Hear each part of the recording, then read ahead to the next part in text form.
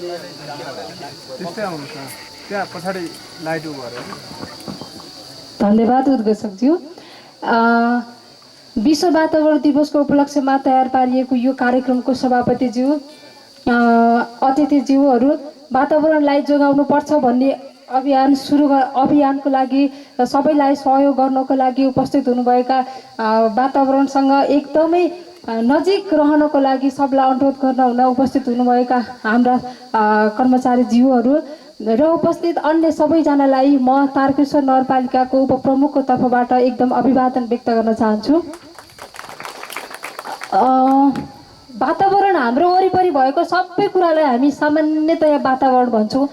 हामी सबैलाई थाहा छ आज एकदमै घाम लागेको छ, कस्तो पानी नै पर्दैन, सबै मुहान सुकेर बिजोग भइसक्यो, भगवान पनि कस्तो सधैँभरि हामीलाई बिजोग मात्रै पार्छ भनेर हामी सबैजनाले भन्छौँ।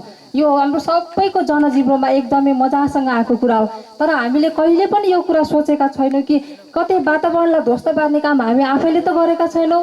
यसो एकताली घरमा गएर शान्त बनेर सोच्नुहोस्, हामीले वातावरण ध्वस्त गर्ने काम हामी आफैजनाले गरेका छौँ।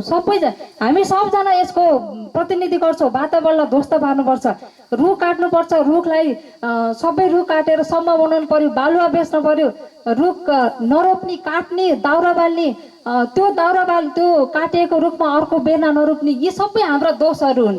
अब यो दोषलाई कसैले तपाईँले के गर्नुभएको यस्तो भनेर हामीले कसैले भन्यो भने तपाईँलाई के मतलब, हामी हाम्रो जग्गा जे पनि गर्न सक्छौँ, हामी यो उत्तर दिन्छौँ।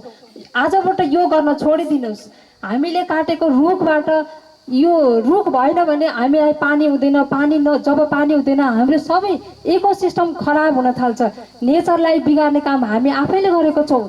प्रकृतिलाई जोगाउनुपर्छ, प्रकृति भयो भने हामी हुन्छौँ। 1 वर्षलाई 2 वर्ष 5 वर्ष केही समय पछाडि यो प्रकृति सकिँदै गएपछि हामी सकिन्छौँ। यो कुरालाई मनन गर्नुपर्छ सबैजनाले। प्रकृतिलाई जोगाउनको लागि आफ्नै वरिपरि आफ्नो घर आँगनमा फल दिने रुखहरू सबैजनाले रोप्न सुरु गरौँ। दाउरा काटिएको रुख काटिएको ठाउँमा अर्को नयाँ रुख रोपौँ, डाँडा काँडालाई जोगाउँ, मुहान त्यहीँबाट बच्छ। सरकारले हामीलाई पानी नै दिएन, सरकारले हामीलाई हेर्दै हेरेन भन्ने हाम्रो त्यो सोचलाई हामी यहीँबाट, हामी यति राम्रो ठाउँमा छौँ, हामी वरिपरि रुखै रुख भएको ठाउँमा छौँ। हेर्नुहोस् त, हामीलाई रुख जोगाउनु पर्छ है भने सजग जगाउनको लागि कहाँबाट आउनुभएको छ। हामीले यो कुरा आफै बुझ्नुपर्छ। हाम्रो वरिपरिको ठाउँलाई जोगाउने जिम्मेवारी हाम्रो हुनुपर्छ।